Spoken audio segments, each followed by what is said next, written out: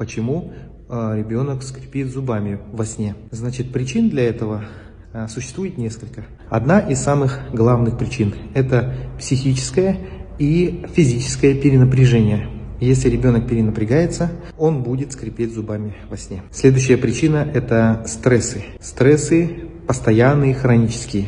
То есть, если в вашей семье постоянная ругань и скандалы, то ребенок будет скрипеть зубами во сне. Следующая причина – это прикус. Если у ребенка неправильно растут зубки и у ребенка есть проблемы с прикусом, то вероятность того, что он будет скрипеть зубами, велика. Следующая причина – это недостаток кальция.